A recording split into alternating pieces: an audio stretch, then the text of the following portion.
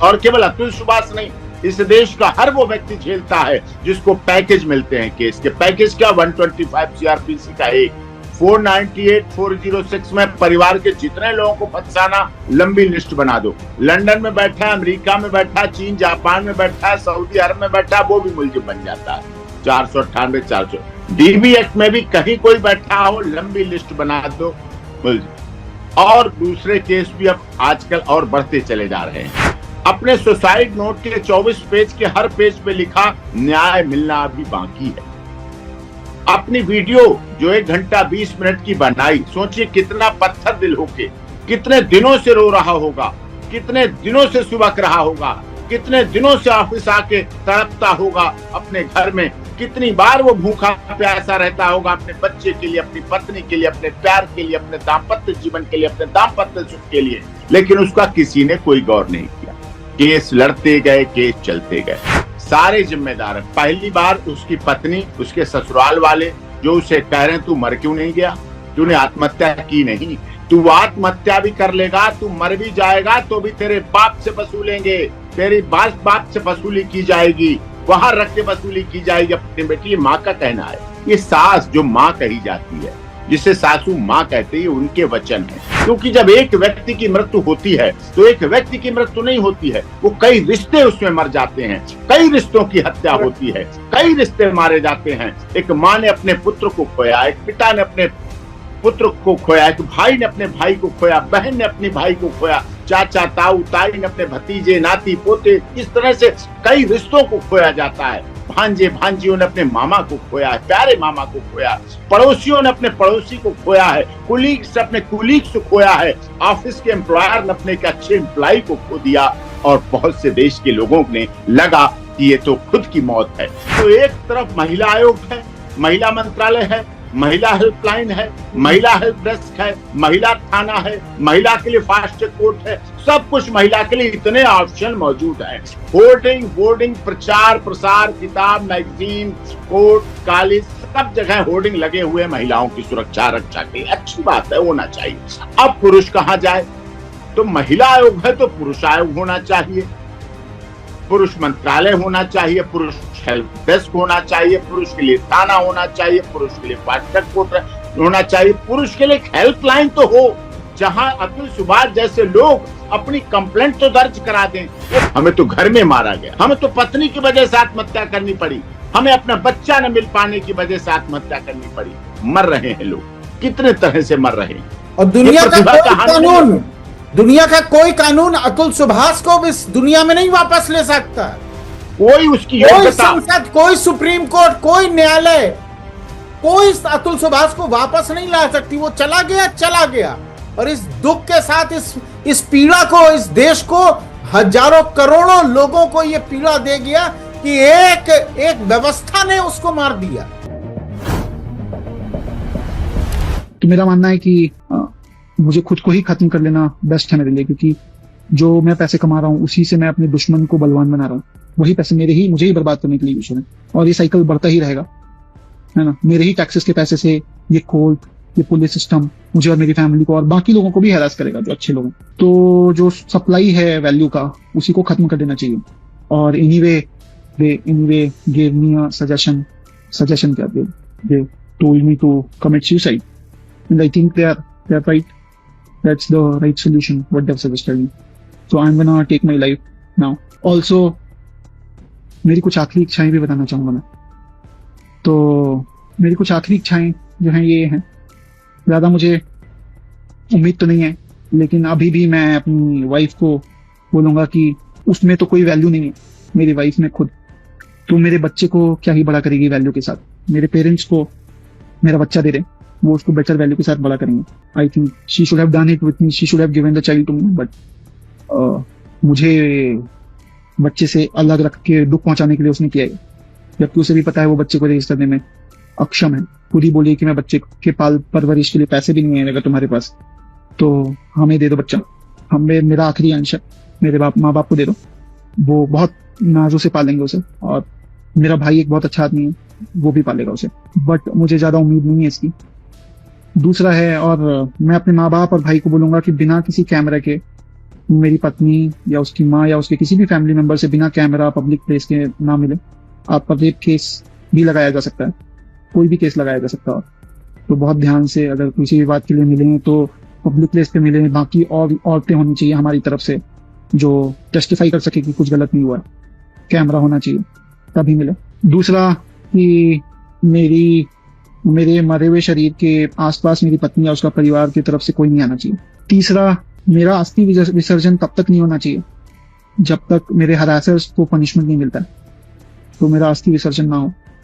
अगर इतने सारी चीजें, एविडेंस और सब कुछ होने के बाद भी अगर कोर्ट, ये जज और मेरे बाकी के हरासर्स को पनिशमेंट नहीं देती है और बरी कर देती है, तो मेरा जो अस्थि है वहीं कोर्ट के बाहर किसी गटर में बहा देना चाहिए, ताकि मैं ये जान जाऊं हमेशा के लिए, मैं ये अपना लेसन सीखता रहूं कि इस देश में क्या वैल्यू है एक लाइफ की। जुडिशियरी से मेरी एक दरख्वास्त है कि मेरे माँ बाप और भाई को इन फॉल्स केसेस में और हरास नहीं किया जाए, इसे खारिज किया जाए, और मेरे हरासर्स को और इस करप्ट जज को, और ये माधव का भी इन्वेस्टिगेशन होना चाहिए, है ना, ये भी लाखों रुपए कमाता है, तो जरूर पकड़ा जाएगा।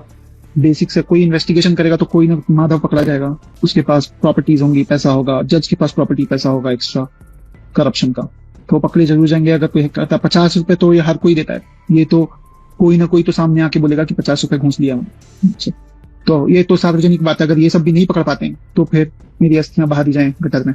तो ये मेरी कुछ अंतिम इच्छाएं हैं। इसी के साथ मैं ये वीडियो बंद करता हूँ। अब जो थोड़े बहुत जो मेरे आखिरी काम है कंप्लीट करके मैं मुक्ति पाना चाहूंगा इससे। मैं इस जज का कंप्लेंट सुप्रीम कोर्ट और हाई कोर्ट में भी मेल करने वाला हूँ, और मैं अपने माँ बाप भाई से अलग से उनसे बात करूंगा लिखकर। हो सके तो माफ करना, जिस उम्र में मुझे अपने मम्मी पापा का सहारा बनना था, उस उम्र में उन्हें हमेशा के लिए दुख देके जा रहा हूं ऐसा, तो सॉरी। और बाकी आप लोग जो देख रहे हैं सब आपका कल्याण हो।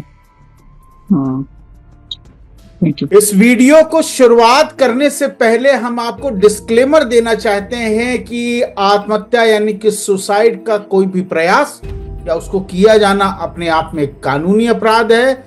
साथ ही अगर आपको सुसाइडल टेंडेंसी है या आपको ऐसा लगता है कि साहब मैं जीवन में सब कुछ हार गया, मुझे सुसाइड करना चाहिए, तो आप तुरंत डॉक्टर से जरूर मिले, साइकियाट्रिस्ट से मिले, इलाज कराएं, और इसका इलाज संभव है। नमस्कार, मेरा नाम है विप्लव अवस्थी और आप देखना शुरू कर चुके हैं लीगल रिपोर्टर। अतुल सुभाष के मामले में देश भर में उबाल हुआ है। आपको याद होगा इस देश में अगर कानून की बात करें तो एक कृषि कानून जो आए थे उस पर पूरे देश में चर्चा हुई थी और पूरे देश को कृषि कानून की बहस में लाया गया था। उसी तरह एक दोबारा मैटर आया है जहां अतुल सुभाष नाम के एक आईटी स्पेशलिस्ट जो बेंगलोर में था, उसने 80 मिनट का वीडियो बनाया, 24 पेज का एक सुसाइड नोट लिखा और इसके बाद आत्महत्या कर ली है। कानून के दुरुपयोग को लेकर उसने आत्महत्या की है।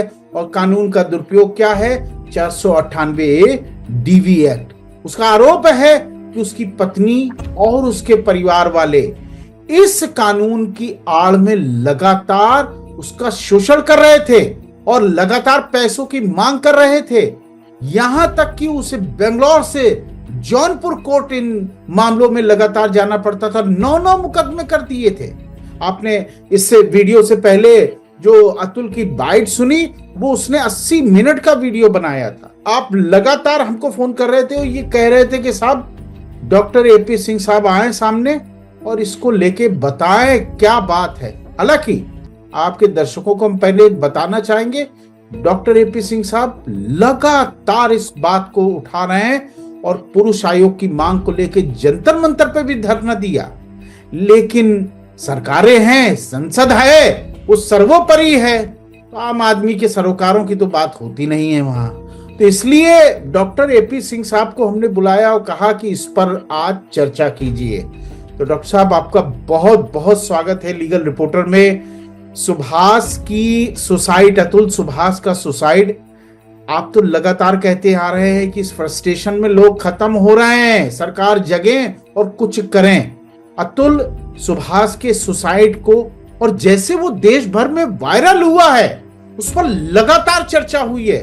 डॉक्टर साहब, क्या आप देखते हैं? पहली टिप्पणी आपकी। पहली टिप्पणी यह है, जितनी देर में आपका प्रोग्राम शुरू होके खत्म होगा उतनी देर में एक पुरुष इस देश में आत्महत्या कर चुका हो। सोचिए आप, 150 से 250 पुरुष प्रतिदिन आत्महत्या करते हैं। 1.25 लाख पुरुष प्रति वर्ष आत्महत्या करते हैं। ये नेशनल क्राइम रिकॉर्ड ब्यूरो के एनसीआरबी के डाटा है, रिकॉर्ड है। और जिसको अतुल सुभाष ने भी जब माननीय अदालत में रखा, माननीय कोर्ट में रखा, तो उसे क्या मिला वहां? तू भी मर जा जाके, तू क्यों नहीं मर गया, तू क्यों नहीं मर गया? और जब उससे अगली डेट को वो जिंदा मिल गया, तब उसकी सास ने कहा तू तो कह के गया था आत्महत्या कर लेते हैं, मर जाते हैं, तू तो जिंदा आ गया, तू क्यों जिंदा आ गया? इस तरह की बातें अतुल सुभाष ने अपने इस प्रोसीडिंग में सुनी। बेशक मराठा हल्ली थाना जो बेंगलुरु का थाना है, केस रजिस्टर्ड हो गया under section 108, under section 3, sub section 5 BNS की लग गई। 4 लोगों के खिलाफ नामजद एफआईआर दर्ज हो गई, जिसमें अतुल सुभाष की पत्नी निकिता, साला, सास और चचिया ससुर 4 के खिलाफ मुकदमा दर्ज हो गया। उत्पीड़न, जबरन वसूली, भ्रष्टाचार, ये सब कुछ सिद्ध हो गया। 2019 की शादी थी, 2019, ना कोई जल्दी थी ना कोई देर थी। ऐसा भी नहीं कोई किसी को समझ नहीं पाया, और ऐसा भी नहीं किसी को कि कोई बहुत जल्दी बहुत देर हो गई। एक बच्चा भी हो गया, जो कि एक दाम्पत्य सुख का एक प्रमुख स्रोत होता है, खुशी खुशहाली। एक बच्चा भी हो गया, 4 साल का बच्चा हो गया। इसका मतलब वैवाहिक संपन्नता पूरी हो गई। 2 बच्चे कहे जाते हैं, अब तो एक ही बच्चा कहा जाता, तो वैवाहिक कार्य पूरे। शिक्षा के क्षेत्र में engineer, software engineer, artificial intelligence का एक्सपर्ट, जो आज की आधुनिक दुनिया की आर्टिफिशियल इंटेलिजेंसी चल रही है, उसका एक प्रमुख अच्छा एक्सपर्ट। 10 केस 9 केस लगा दिए गए। 120 डेटें हुई, 120 डेट्स। कहां से अटेंड की? बेंगलोर से जौनपुर, उत्तर प्रदेश। 40 बार पेश हुआ, 50 बार पेश हुआ, ये सब ऑन रिकॉर्ड की बात है, इस पर हम कुछ नहीं कहते। ये सारे देश को पता है, पास पड़ोसी रिश्तेदारों को पता है कितने केस चलते हैं, तो पर कितनी डेटें पड़ती हैं। फैमिली कोर्ट का सेटअप क्या था? फैमिली कोर्ट का सेटअप है काउंसलिंग, समझाना। क्यों? क्योंकि केसों का पैकेज आता है, हस्बैंड के और हस्बैंड के परिवार के खिलाफ पैकेज आते हैं। उस पैकेज देने में हम लोग भी, वकालत भी जिम्मेदार है, समाज भी जिम्मेदार है, सिस्टम भी जिम्मेदार है, परिवार के लोग भी जिम्मेदार हैं, माता पिता भी जिम्मेदार हैं, और कहीं ना कहीं पुरुष, पति पत्नी सब जिम्मेदार हैं। जो पैकेज आता है, पैकेज क्या आता है? 125 सीआरपीसी खर्चा।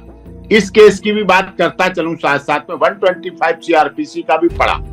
अच्छी सैलरी थी, दोनों अर्निंग थे, दोनों पढ़े लिखे थे, दोनों अर्निंग थे, दोनों सैलरी थे, दोनों की अच्छी सैलरी आ रही थी। एक बच्चा, मियाँ बीवी, माता पिता घर में रहते, भाई अलग कमा रहा। कोई ऐसी आर्थिक संकट नहीं थी, आर्थिक विपन्नता नहीं थी कि आर्थिक गरीबी है, आर्थिक तंगी थी, आर्थिक जो बेंगलुरु में अपने को सरवाइव कर रहा है अच्छी तरह, इसका मतलब अच्छी तरह। जो 120 डेट कर रहा है, 40 बार जौनपुर कोर्ट में आ चुका है, इसका मतलब वो ठीक है। आप भी समझते हैं, फ्लाइट से आना महंगी, ट्रेन से आना दूरी, छुट्टी मिलना नहीं, छुट्टी मिलेगी तो पैसे कटेंगे, सैलरी कटेगी, सारा कुछ होता चला जाता है। ये सारी समस्या अतुल सुभाष ने झेली, और केवल अतुल सुभाष नहीं, इस देश का हर वो व्यक्ति झेलता है जिसको पैकेज मिलते हैं केस के। पैकेज क्या? 125 सीआरपीसी का एक, 498, 406 में परिवार के जितने लोगों को फंसाना, लंबी लिस्ट बना दो। लंदन में बैठा, अमेरिका में बैठा, चीन जापान में बैठा, सऊदी अरब में बैठा, वो भी मुलजिम बन जाता है। 498, 400 डीबी एक्ट में भी कहीं कोई बैठा हो, लंबी लिस्ट बना दो मुलजिम। और दूसरे केस भी अब आजकल और बढ़ते चले जा रहे हैं। तो ये बढ़ोतरी हुई। 498 के साथ, माफ कीजिएगा डॉक्टर साहब, 498 के साथ 377 लगाया जा रहा है, 376 लगाया जा रहा है, 354 लगाया जा रहा है, ये कहा जा रहा है कि ससुर साहब ने पल्लू खींच लिया, हमको किनारे से जेठ ने कंधा पकड़ लिया, इस तरह के बड़े चल रहे हैं। हाँ, ये गिरता चला गया, इस तरह गिरता चला गया। FIR, अब ये मामला हुआ तो उसके भाई ने FIR कराई। अतुल सुभाष नहीं रहा, जीवन खो दिया। 4 साल का बच्चा, 4 साल का बच्चा, वो उसने भी सपना देखा होगा कि अतुल सुभाष पढ़ लिख के इतनी कठिन परिस्थितियों में पढ़ा तो उसका बच्चा और अच्छा पढ़े लिखे बढ़े। उसे बच्चे से मिलने नहीं दिया, देखने नहीं दिया जाता था।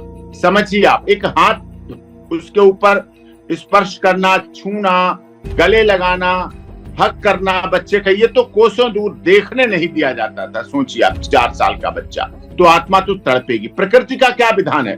विप्लव अवस्थी जी, आप बहुत वरिष्ठ पत्रकार हैं, सुप्रीम कोर्ट के सीनियर रिपोर्टर हैं, क्राइम के बहुत बड़े एक्सपर्ट है। क्या जीवन जीने का क्या तरीका है? बच्चे को देखे, बच्चे को बड़े, मेंटेनेंस दे रहा, पैसे दे रहा, सैलरी में से दे रहा, से दे रहा, कमाती हुई औरत को, अर्निंग को, अच्छी सैलरी को, बहुत अच्छी सैलरी वाले को दे रहा, लेकिन बच्चे को देखने को भी नहीं दिया।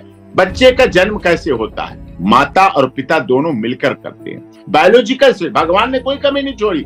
अगर कहीं एक कर लेता तो पता नहीं क्या हाल होता दूसरे पक्ष का, चाहे पति या पत्नी, लेकिन दोनों मिलके ही करते हैं, प्रेम में ही करते हैं। मनुष्य का जन्म ही प्रेम से होता है, पालन पोषण प्रेम में ही होता है, यही उसके जीवन प्रक्रिया है। लेकिन उसके साथ ऐसा नहीं हो रहा। ऐसा मान लिया गया कि वो बच्चे से दुखी, माता पिता उसके वहां रहते, अकेला रहता बेंगलुरु में। अतुल सुभाष अकेला रहता था। अब उसने दीवारों पे क्या लिखा? जस्टिस ड्यू, न्याय अभी बाकी है। अपने सुसाइड नोट के 24 पेज के हर पेज पे लिखा, न्याय मिलना अभी बाकी है।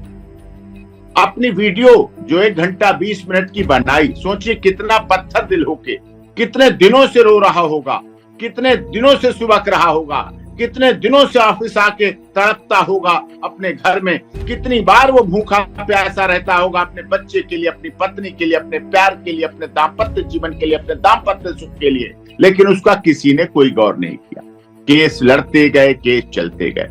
फैमिली कोर्ट की भी बड़ी जिम्मेदारी बनती है। हमारी न्याय व्यवस्था ने फैमिली कोर्ट इसीलिए बनाई। डॉक्टर साहब, मुझे ये बताइए, मतलब ये तो ठीक है, आपने सब दिखवाया, आपने एक ओवरऑल पिक्चर दे दी कि इस पीछे की कहानी क्या है। डॉक्टर साहब, मैं आपको आगे की तरफ ले जाना चाह रहा हूं। आप तो हजारों केसेस इस तरह के कर रहे हैं जो प्रताड़ना से, जो लोग प्रताड़ित हैं और उनको बाहर निकाल रहे हैं आप। डॉक्टर साहब, अतुल सुभाष की हत्या तो मैं नहीं कहूंगा, आत्महत्या का जिम्मेदार कौन है?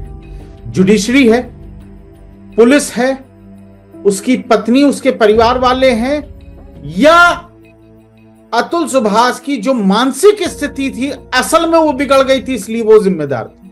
किसको जिम्मेदार आप मानते? ये जितने आपने नाम लिए सारे जिम्मेदार हैं।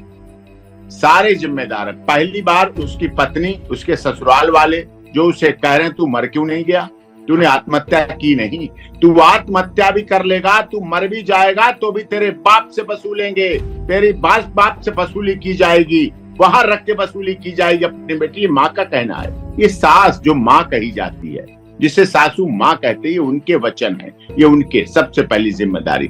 दूसरी जिम्मेदारी फैमिली कोर्ट, काउंसलिंग में क्या करना चाहिए? क्या ऐसा वातावरण कोर्ट में पैदा होना चाहिए? क्या जब एनसीआर के कोई देश का डाटा पेश किया जाए तो माननीय न्यायालय की मुस्कुराहट या उस पर बहुत अपेक्षापूर्ण व्यवहार जिम्मेदार है? व्यक्ति क्या विश्वास करता है कि हमें न्याय मिलेगा, हमें अदालत में न्याय मिलेगा? छोटे से छोटे व्यक्ति का झगड़ा होता है, वो क्या कहता है? Will see you in court, मैं तुम्हें कोर्ट में देखूंगा। कोर्ट मतलब न्यायालय में देखूंगा, अदालत में देखूंगा। अदालत के प्रति भरोसा है, विश्वास है, उस विश्वास के आधार पर चलता है। तीसरी पुलिस व्यवस्था, जो जांच एजेंसियां थी, जांच एजेंसियों को आरोपों को प्रत्यमान्य सर्वोच्च न्यायालय कहता है कि दहेज के झूठे केस लगाए जाते हैं, फैमिली मेंबर को झूठा फंसाया जाता है, मिसयूज हो रहा है, प्रोसेस का मिसयूज हो रहा है, कानूनों का मिसयूज हो रहा है, दुरुपयोग रोका जाना चाहिए, सटेंडर एंट्री की जजमेंट लगानी चाहिए, एंटीसिपेटरी बेल होनी चाहिए, 377 में फैमिली में बेल होनी चाहिए, 354 में, 376 में, सब में बेलें हुई, बोल रही है, रिलीफ मिल रहा। लेकिन कहीं ना कहीं अगर इसमें भी इसे रिलीफ मिलता तो प्रोसेस क्या था? क्या एक कमाने वाला व्यक्ति जो बेंगलोर में कमा रहा है कितनी बार आएगा जौनपुर कोर्ट? कितना मोड ऑफ ट्रांसपोर्टेशन का सही है वहां? और नहीं है हमारा, अभी तरक्की कर रहे हैं, किसी के पास चोपर विमान और हेलीकॉप्टर तो है नहीं, और इतनी दूर से नौकरी वहां कर रहा है तो आ रहा है। वीसी से हो सकती थी, वीडियो कॉन्फ्रेंसिंग से ज्वाइनिंग हो सकती थी, ऑफिस भी करता रहे, अपनी केस को भी करता रहे, उस पर सुना जा सकता था, नहीं बुलाया जाता था, नहीं आओ, नहीं आओगे नहीं। आप तो प्रैक्टिकल जानती है, फैमिली कोर्ट के जज साहब कहते हैं वो भाई साहब क्रिमिनल केस है, 498 है, आना पड़ेगा कोर्ट में, कोर्ट में आके खड़े होइए तो एनबीडब्ल्यू होगा। हाँ, नहीं आए तो एनबीडब्ल्यू होगा, करेक्ट। और एनबीडब्ल्यू क्या एक सॉफ्टवेयर इंजीनियर एनबीडब्ल्यू सह सकता है? क्या अपने घर आती हुई पुलिस को संभाल सकता है? वो हार्डकोर क्रिमिनल नहीं है, वो हैबिचुअल प्रोफेशनल क्रिमिनल नहीं है, वो रोज दीवार कूद के फांद के निकल जाते हैं, कोई उन्हें नहीं पकड़ पाता, इनाम घोषित हो जाते हैं, मोस्ट वांटेड हो जाते हैं, नहीं पकड़ पाते हैं उन्हें। लेकिन एक पढ़ा लिखा व्यक्ति वो एनबीडब्ल्यू को वो कहते ना, अविद्या ही साहस की जननी है, अविद्या ही साहस की जननी। और विद्या वाला तो वो डरता है, जो विद्यावान है वो तो डरता है कानून से।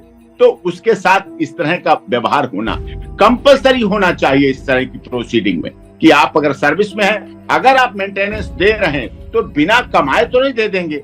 जब तक आप अटेंडेंस में अपनी नहीं अपने एम्प्लॉयर क्या लगाएंगे तब तक तो नहीं मिलेगी आपको सैलरी। तो वो भी दे दें, मेंटेनेंस में भी दे दें, केस भी कर लें और वहां नौकरी भी कर लें, जौनपुर भी आ जाएं या वहां भी आ जाएं। और दूसरी बात, जानबूझकर ऐसा सिस्टम बना दिया गया है कि लड़की के वही माई के जहां बन जाए उसको वहां केस डाला जाता है। पढ़ी लिखी लड़की है फिर भी कोर्ट नहीं कहती कि जब ये कमा रहा तो आप भी कमाइए, आप तो MBA हैं, आप तो ग्रेजुएट हैं। ये सिस्टम बदलाव होना चाहिए, ये जिम्मेदारी माननीय अदालत की थी। काउंसलिंग करना चाहिए, दुखती रग पे हाथ रखना चाहिए, मरहम लगाना चाहिए, जो नहीं हुआ।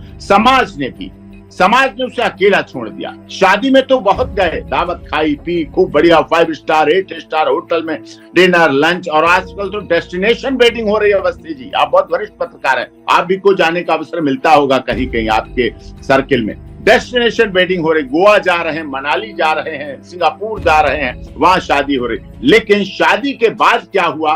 वो अकेला रह रहा था। बनी अकेला रहना भी खुद को इससे बड़ी सजा नहीं हो सकती।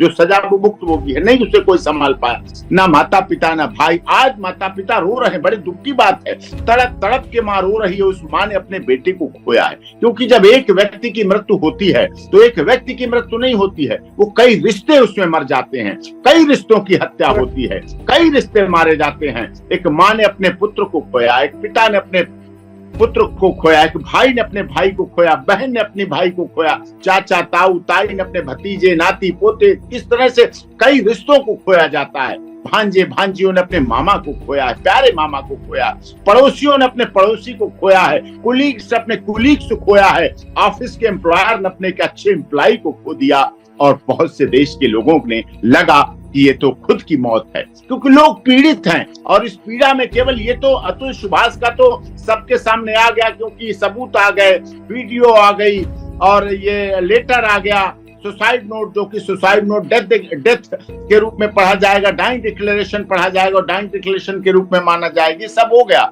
लेकिन एक करोड़ों लोगों की पीड़ा है, करोड़ों लोगों का दर्द है, करोड़ों लोग इसी दर्द से पीड़ित हैं। और उसमें केवल पढ़े लिखे अनपढ़ के बीच का गैप नहीं है। मैं आपको उदाहरण दे रहा हूं, प्रयागराज के लेटे हनुमान जी में प्रयागराज नरेंद्र गिरी जी ने आत्महत्या की, किस लिए? ही आरोपों की वजह से, क्योंकि सुनने वाला नहीं था। मध्य प्रदेश के दर्जा प्राप्त मंत्री, बहुत बड़े संत थे, उन्होंने आत्महत्या की। हिमाचल प्रदेश के member of parliament, sitting member of parliament ने दिल्ली में आत्महत्या की।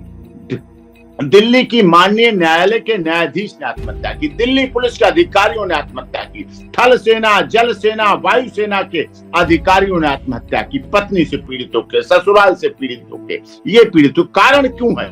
आत्महत्या क्यों कर रहे हैं, मर क्यों रहे हैं? सबसे बड़ा कारण है कि इस देश में संविधान निर्माता हमारे डॉक्टर भीमराव अंबेडकर बाबा साहब, जिन्होंने संविधान निर्मात्री सभा के अध्यक्ष रहे, संविधान बनाया, समानता का बनाया, जीने का अधिकार दिया, उसमें समरसता लाए, सब कुछ लाए, कंधे से कंधा चला के चलने को कहा कि पुरुष और महिला, मेल फीमेल कंधे से कंधा मिला के चलेंगे। मोदी जी 30% आरक्षण लोकसभा, विधानसभा, राज्यसभा में लेके आए महिलाओं के लिए, ठीक है, बराबर हो गए। अब बराबर हो गए तो एक तरफ महिला आयोग है, महिला मंत्रालय है, महिला हेल्पलाइन है, महिला हेल्प डेस्क है, महिला थाना है, महिला के लिए फास्ट ट्रैक कोर्ट है, सब कुछ महिला के लिए, इतने ऑप्शन मौजूद हैं। होर्डिंग, बोर्डिंग, प्रचार प्रसार, किताब, मैगजीन, कोर्ट, कॉलेज, सब जगह होर्डिंग लगे हुए महिलाओं की सुरक्षा रक्षा के लिए। अच्छी बात है, होना चाहिए। अब पुरुष कहां जाए? तो महिला आयोग है तो पुरुष आयोग होना चाहिए, पुरुष मंत्रालय होना चाहिए, पुरुष हेल्प डेस्क होना चाहिए, पुरुष के लिए थाना होना चाहिए, पुरुष के लिए फास्ट ट्रैक कोर्ट होना चाहिए, पुरुष के लिए हेल्पलाइन तो हो, जहां अतुल सुभाष जैसे लोग अपनी कंप्लेंट तो दर्ज करा दें। वो कंप्लेंट तो कोई उनसे पूछते नहीं तो चला जाए, तुम्हारे साथ हुआ क्या है बताओ, तो कोई उनके बयान तो ले ले। अगर बयान भी लेने लगे, अगर हेल्पलाइन भी चल जाए, तो इस देश के आधे लोग मौत के मुंह में जाने बच जाएंगे। होता क्या, जब पुरुष मरता है तो कभी आरोप नहीं लगता, ये तो लग गए, सीधे बाप होता है, बड़ा भाई कहता है बस घर में अनबन थी इसलिए सुसाइड कर लिया, हमें पोस्टमार्टम भी नहीं कराना, अंतिम संस्कार कर दो जी। सामाजिक प्रेशर के कारण बताया भी नहीं जाता है। डॉक्टर साहब मुझे ये बताइए, न सरकार सुनने को तैयार है पुरुष आयोग के मामले में, जुडिशरी ने भी आपको दिया नहीं, आगे विकल्प क्या बचता है? आप तो लंबी लड़ाई लड़ रहे हैं, जनता मंतर तक आप जाके खड़े हुए, तो विकल्प आप हर साल 2 अक्टूबर को जंतर मंतर पर प्रदर्शन होता है। फरीदाबाद, हरियाणा, वेस्ट बंगाल में, वेस्ट बंगाल के ये देखिए, all Bengal men's forum, all Bengal men's forum, ये ऐसे कार्यक्रम होते हैं, ये रखा था यहाँ बड़े बड़े, फरीदाबाद, इंदौर में बड़े कार्यक्रम, मध्य प्रदेश, राजस्थान, हर प्रदेश में मैं जाता हूं और हर प्रदेश में बहुत लोग, और उनका एनजीओस का क्या काम है, मैं उन्हें धन्यवाद करता हूं, आपके चैनल के माध्यम से भी धन्यवाद करता हूं। कम से कम वो अतुल सुभाष जैसे मरने हुए लोगों को तो बचा लेते हैं, बहुत बड़ा न्याय नहीं दिला पाते, बहुत बड़ी जीत, लेकिन जिंदा तो रखना सिखा देते हैं, जिंदा तो रह जाते हैं। उन्हें कोई ढाढ़स बंधाने वाला तो होना चाहिए। कोई किसी तरह से भी मिसयूज हो रहा है, दुरुपयोग हो रहा है, तो वो बातें करने वाला तो हो। कितने लोग इससे पीड़ित हैं, ये आंकड़े बता रहे हैं, देश बता रहा है। और ये महिला, जब देखिए, अब जो अतुल सुभाष की माँ थी, वो भी तो माँ है, महिला तो वो भी है, आज वो भी तो तड़प रही, बहन, भाभी, चाची, ताई, ये महिलाएं तो हैं, भांजी, ये सब तड़प रहे हैं, ये सब इतनी महिलाएं हुई ना दुखी। तो ये महिला और पुरुष के बीच की जो खाई बनाई गई है, ये खाई गहराती जा रही है। अर्निंग होना अच्छा है, लेकिन अर्निंग होके अपने मायके में बैठ जाना, ये सबसे बुरा काम हो जाता है। क्यों? क्योंकि विवाह एक संस्कार है, विवाह हमारी परंपरा है, रीति है, रिवाज है, संस्कार है, हिंदू रीति रिवाज, मुस्लिम रीति रिवाज, सिख, हमारे धर्म अलग अलग हो सकते हैं, हमारी भाषा अलग अलग हो सकती है, हमारा रंग अलग अलग हो सकता है, हमारा खाना पीना अलग हो सकता है, पहनावा अलग हो सकता है, लेकिन विवाह एक पवित्र संस्कार, प्रत्येक धर्म, जाति, क्षेत्र, भाषा, संप्रदाय में, गरीब, दलित, शोषित, पीड़ित, मजदूर, मजलूम में, सब में उसे बराबरी से आना है। ये विवाह का संस्कार खत्म हो जाएगा, इससे टूट रहा। आज के युवा अतुल सुभाष जैसों को देखकर शादी से डरेगा, विवाह से डरेगा, अपनी माँ को देखेगा रोता हुआ, अपने पिता को देखेगा रोता हुआ, वो कहेगा मुझे शादी नहीं करनी, कम से कम मैं अकेला जिंदा तो रह लूंगा, कम से कम मेरी मौत का कारण तो नहीं बनेगा, कम से कम कोई मुझसे मेंटेनेंस, या मेरे बड़े भाई पर 376, 377 और 354, और मेरे पिता पर और मेरे चाचा, मेरे भाई, छोटे भाई पर कोई ये केस तो नहीं लगाएगा। केस तो नहीं लगाएगा, उसको लगता है कि मैंने अपराध कर दिया ये शादी करके, और ये अगर मैं शादी शायद ना करता तो आज शायद मेरे परिवार की ये दशा ना होती। मतलब आप कल्पना करें, जो दर्शक इसको देख रहे हैं और इसको, उस दर्द को, उस पीड़ा को समझने की, डॉक्टर साहब ने तो जो बातें कही वो तो कही, लेकिन उस पीड़ा को अकेले वो व्यक्ति रह रहा है, क्या क्या झेल रहा है, मानसिक रूप से टूटा हुआ है, वो फाइनेंशियल टूटा हुआ। उसने कहा मैं पैसा दे रहा हूं, यही पैसा मेरे अगेंस्ट में इस्तेमाल किया जा रहा है। इतनी बड़ी बात कही। मैं उस कमा कमा के अपनी मेहनत का पैसा तुम्हें दे रहा हूं और तुम मुकदमे में, 9 मुकदमे एक आदमी पे, एक सॉफ्टवेयर इंजीनियर जिसका 24 घंटा इस देश की आपको समझ ही नहीं आ रहे हो, माफ कीजिएगा ये संसद भी नहीं समझ पा रही है। और मैं सबसे बड़ा दोष इस देश की संसद को देना चाहता हूं। 498 आप 1 जुलाई 2023 को नया कानून लेके आए, 85, 86 आपने जोड़ दिया। इतना देश के कहने के बाद अरे छोड़ दीजिए, हम आम आदमी है, डॉक्टर एपी सिंह को आप छोड़ दीजिए। सुप्रीम कोर्ट तो कह रहा था प्रीति गुप्ता में, सुप्रीम कोर्ट ने कहा हम जजमेंट भेज रहे हैं भाई, इस पे आप कंसीडर करिए। 85, 86 को आप इट इज हूबहू रेप्लिका लेके आप आ गए, यानी कि फिर एक बाढ़ आपने अगले, अब पता नहीं नया 100 साल के बाद तो कानून बदला है, पता नहीं कितने साल में, तो कितने लोगों की हत्याएं आप चाहते हैं कि होती रहे। और इस पूरे मैटर पर लेके देश उबल रहा है। आप क्या कर रहे हैं? किन सांसदों मंत्रियों ने आके कहा, किस कानून मंत्री ने आके कहा कि 85, 86 हमारी गलती है, हम इस पर विचार करेंगे?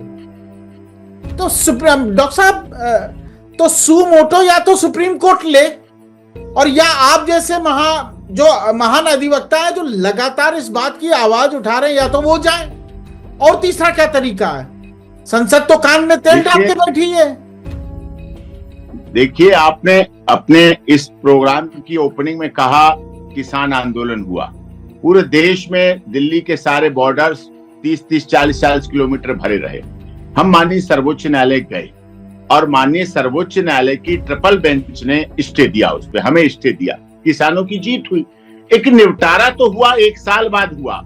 सड़क पर घास उगाई, सड़क पर पेड़ उगाए, गर्मी सर्दी बरसात किसानों ने सहली, बहुत लोगों की मौत हुई, सब कुछ देख लिया, लेकिन एक निपटारा हुआ। सुप्रीम कोर्ट ने स्टे दिया कि हम इन कानूनों पर अनिश्चित काल के लिए रोक लगा लेते हैं। बाद में मोदी जी ने दरियादिली दिखाई, उन बिल को रिपील कर लिया, वापस ले लिया, निपटारा हो गया। एक समझौतावादी हुआ। इसमें आज तक वो तो 1 साल 1.5 साल में निपट गया मामला। ये तो हम 78 साल मना लिए स्वतंत्रता दिवस के, आजादी के अपने। इसके बाद ये जो पीड़ा शुरू हुई है अभी 15-20 साल से, ये रोग शुरू हुआ है, ये इसका अंत कहाँ है? इसका अंत हमारी कितनी प्रतिभाएं समाप्त हो रही हैं।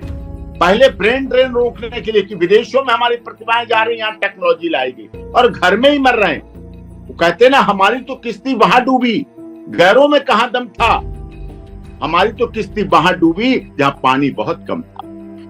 हमें तो घर में मारा गया, हमें तो पत्नी की वजह से आत्महत्या करनी पड़ी, हमें अपना बच्चा न मिल पाने की वजह से आत्महत्या करनी पड़ी। मर रहे हैं लोग, कितने तरह से मर रहे हैं। और दुनिया का कोई कानून अतुल सुभाष को इस दुनिया में नहीं वापस ले सकता। कोई उसकी कोई संसद, कोई सुप्रीम कोर्ट, कोई न्यायालय, कोई अतुल सुभाष को वापस नहीं ला सकती। वो चला गया।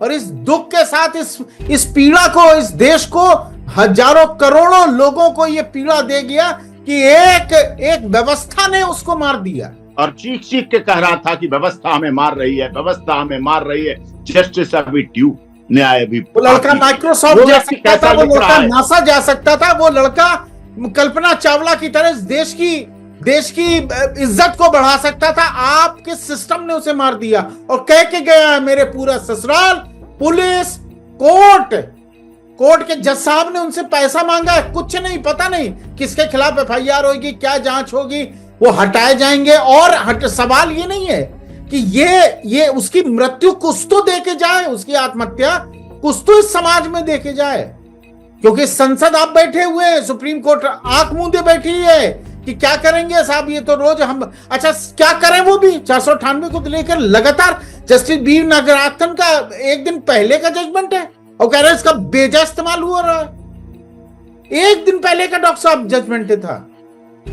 और सवाल ये है कि निचली अदालतों को आप कह रहे हैं, वो बोल रहे हैं, वो सुन कहां रहे हैं? सवाल ये है कि आप लगातार बोल रहे हो, सुन कहां रही है लोअर जुडिशरी?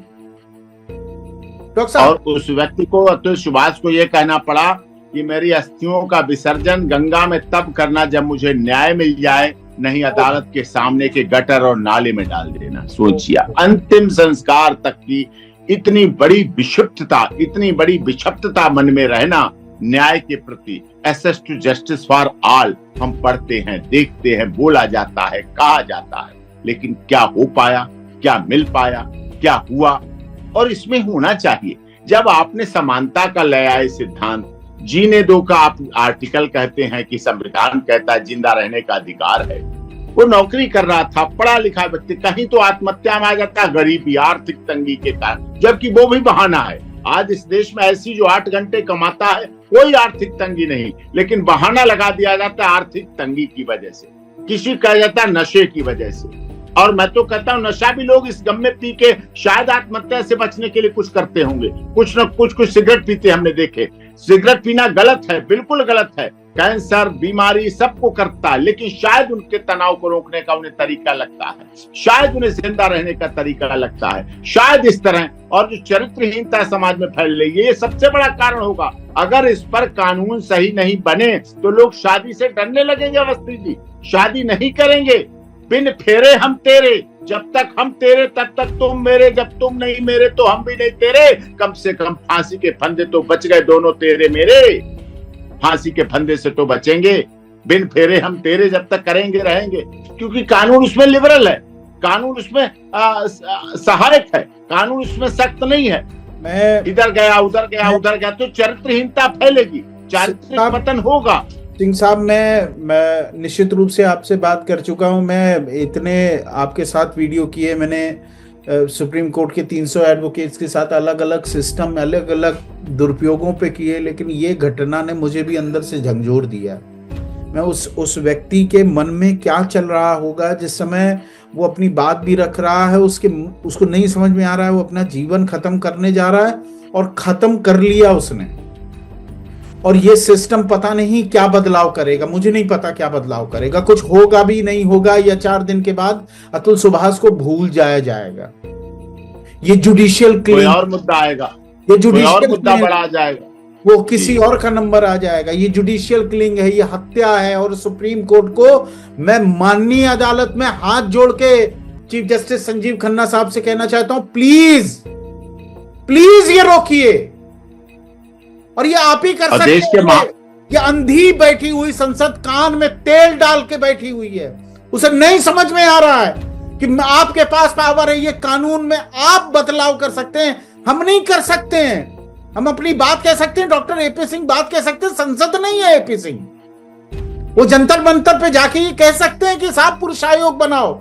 और कितनी बड़ी बात उन्होंने कही कि साहब एक टेलीफोन नंबर, ये भारत ने एक इस पूरे जम्मू कश्मीर से कन्याकुमारी तक एक टेलीफोन नंबर आप नहीं जारी कर पाए कि अगर कोई मानसिक रूप से उत्पीड़न व्यक्ति है, जहां उसे लग रहा है कि मुझे आत्महत्या कर लेनी चाहिए, इन सब एक वो फोन नंबर मिलाप के किसी से बात कर लेता, और शायद किसी साइकियाट्रिस्ट से बात कर लेता तो उसका जीवन बच जाता। आप चूंकि आपके लिए वैल्यू नहीं थी, इसलिए उसका जीवन नहीं बच पाया, वो खत्म हो गया। और ना जाने कितने अतुल खत्म होते रहेंगे, लेकिन वो सिस्टम में कोई आप बदलाव नहीं करना चाहते हैं। डॉक्टर साहब बहुत बहुत शुक्रिया, बेहतर लगा आपने हमारे जो दर्शकों को बताया। हम उम्मीद और साथ में मैं एक और रिक्वेस्ट करूंगा, एक रिक्वेस्ट और करूंगा हमारे माननीय लोकसभा स्पीकर ओम बिरला साहब से भी। सदन के वो मालिक हैं, राज्यसभा के मालिक धनखड़ साहब हैं, उपराष्ट्रपति जी सभापति हैं, वो लोकसभा स्पीकर हैं, सदन उनके चलाए पे चलती है। देश के माननीय गृह मंत्री अमित शाह जी हैं, देश की महामहिम राष्ट्रपति प्रतिभा देवी सिंह पाटिल हैं, हम सब उनकी प्रजा हैं, वो हमारी राष्ट्रपति हैं, महामहिम गवर्नर होते हैं, राज्य के पालक होते हैं, राज्य के पालनहार, हम उनकी जनता हैं। माननीय मोदी जी की वो हमारे राजा हैं, हम उनकी प्रजा हैं। आज भी लोकतंत्र में भी हम मानते हैं इस बात को। इन सबको जिन्हें हम सबने वोट देकर भेजा है, अतुल सुभाष ने भी वोट दिया होगा, अतुल सुभाष ने मतदान भी किया होगा। एक मतदाता की तरह कितने मतदाताओं की हत्या होगी, कितने मतदाता मारे जाएंगे जो हमारे राजनीति के पुरोधा ये है। विपक्ष के नेता राहुल गांधी जी भी हैं, वो भी, उनको भी वोट दिया होगा मरने वालों ने। हाथ जोड़ के सबको सबसे अनुरोध निवेदन करते है, हैं, पूरा सबको joint पूरी protest करते राजनीतिक हैं व्यवस्था कि से सब इस निवेदन पर विस्तृत करेक्ट चर्चा करेक्ट सबसे निवेदन है, सब करें, सब आगे आए, सब बचाएं, एक दूसरे के साथ मिले, लेकिन इस तरह के हत्याओं को रोकें। ये आत्महत्या नहीं, ये हत्या है, और इस तरह की हत्या को रोकने की आपकी जिम्मेदारी, पूरे समाज की जिम्मेदारी है। वो सुप्रीम कोर्ट, संसद अलग नहीं है, आप अलग नहीं हो, ओम बिरला अलग नहीं है, धनखड़ साहब भी अलग नहीं है, और माननीय राष्ट्रपति जी के लिए बड़ा सम्मान है, उनको भी आगे आना चाहिए और सरकार से पूछना चाहिए ये क्या कर रहे हैं। बहुत बहुत शुक्रिया, बहुत बहुत धन्यवाद डॉक्टर साहब, नमस्कार। लीगल रिपोर्टर के सभी वीडियो को देखने के लिए लीगल रिपोर्टर को सब्सक्राइब करके बेल आइकन बटन जरूर दबाएं